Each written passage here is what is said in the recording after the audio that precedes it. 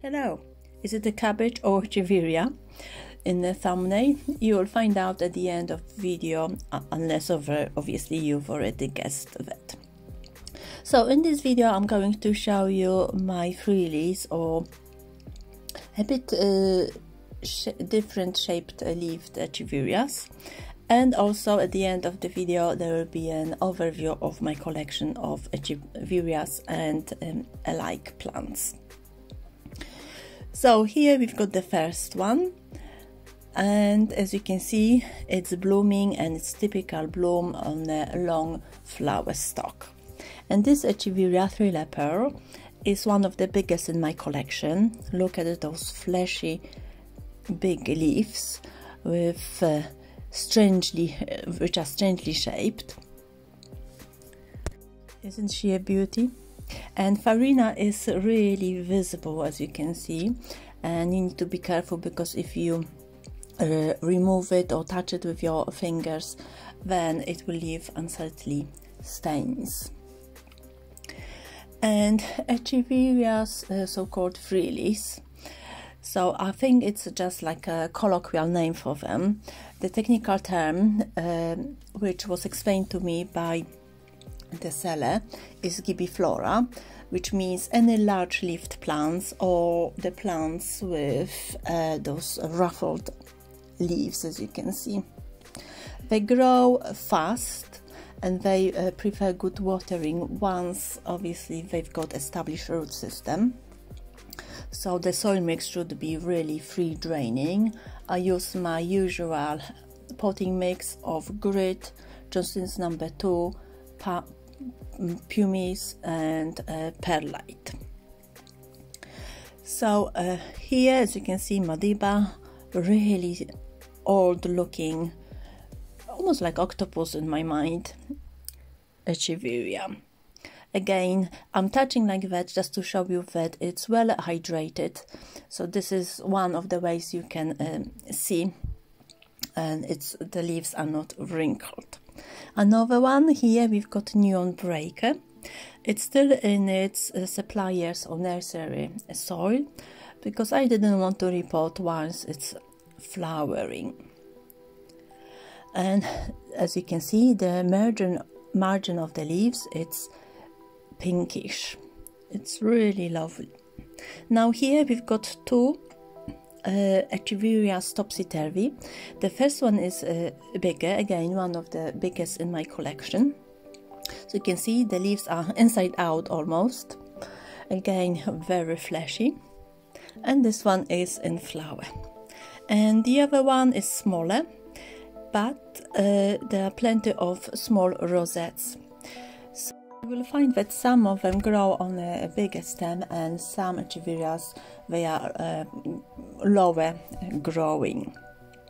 So here we've got this small baby yet, and unfortunately it was munched on by a snail or slug. But once it's bigger, you'll see how impressive it could be. And they grow really fast. So those here that I'm showing you, I received at the end of March, beginning of April, and I made a video which you can check it out in the description box or up above to compare how they have already grown. So they like good watering once the root system is established. So the soil mix needs to be free draining.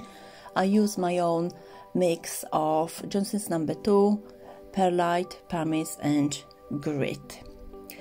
If you were to keep them indoors on the windowsill, make sure that there's plenty of sunlight coming through. Otherwise they may stretch and get leggy. They don't like hard frost. They can cope down to freezing, but not below, so make sure that you protect them well or have a heating in the greenhouse. Also, another thing is there are some frillies which were creations by Dick Wright. For instance, if you've got Lola Echeveria, it's his hybrid. So as you could see just now in the photo. So Dirk Wright is a famous in a succulents world hybridizer and grower, and he's got beautiful cultivars and hybrids. Some of my echeverias are his cultivars. Now, as to propagation, Frillies are said to be harder to propagate from a leaf.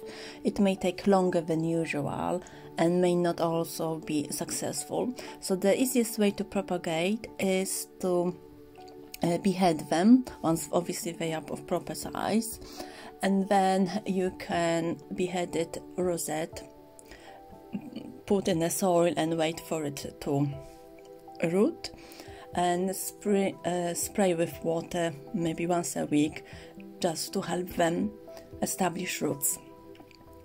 And another one is once you've got beheaded stem, so on the stems there should be new rosettes forming, which after a while again you can cut off and have another plant.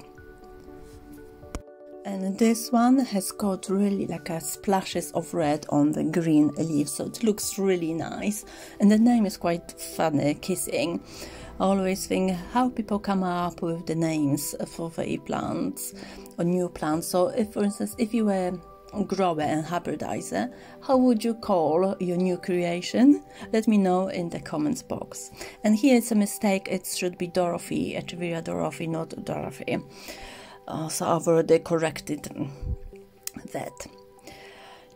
Now obviously these are still plug plants, so they are small, but can you imagine them being bigger, so with those big leaves, especially if they are undulating, or it will be really impressive. And the colors on some of them, they are insane. Like this one, for instance, Cornish copper, has got kind of burgundy or deep red, maybe even like a bronze color with shiny leaves. It's just incredible. Last year I also made a video about my whole collection of echeverias at the time. So there was echeverias, captivarias, fuzzy echeverias.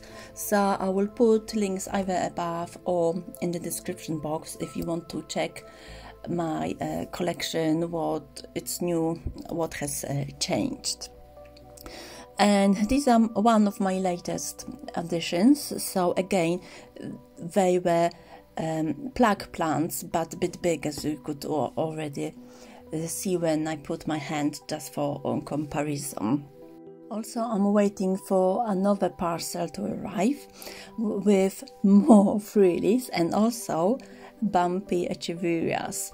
So stay tuned for unboxing, or I'm going to show you and talk more about the bumpies, what I've learned, because as I said previously, it's the first year that I'm really starting to grow bumpy and frilly echeverias.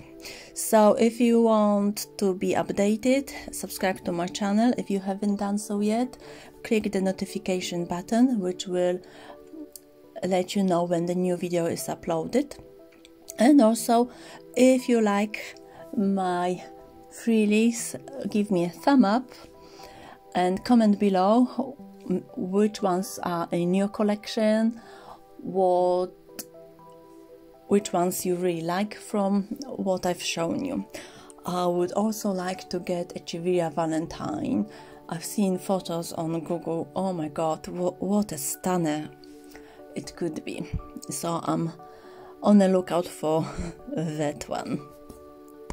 And also any comment, any likes, they help to promote my channel on YouTube. So thank you very much in advance for that. So if you're a fan of those frilly plants, make sure that you've got enough space, because they grow fast and big. Another thing that I read is after chopping, the heads may get paler until they root and can take on water, so don't be surprised if they may lose some color or pigmentation. And this one is just gorgeous. Look at this red color and already big puddle-like leaves, just stunning.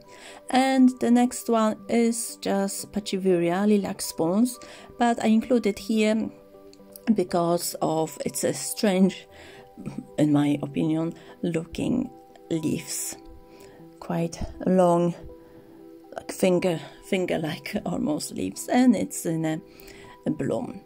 So here now you can see my collection.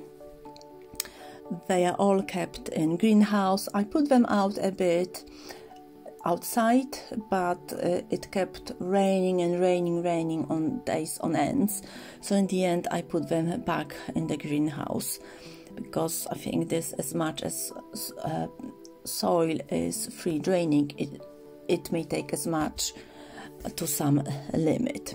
So if you would like me to make a proper tour of my echeverias and alike, let me know in the comments, so then I can do one by one. Or if there is any plant that caught your eye and would like a name, just give me a time stamp and I will do my best to see what it is. Unfortunately, not all of the plants are labeled. I didn't get some names of them.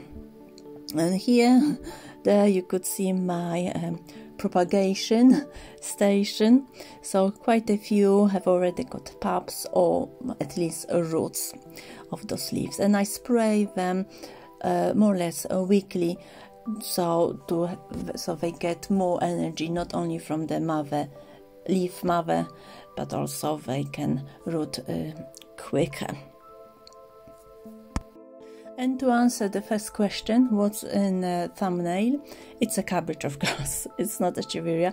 But would you agree that some of those echeverias with ruffled leaves look like cabbage? So thank you for watching, and I will see you next time. I hope you enjoyed this video. Bye!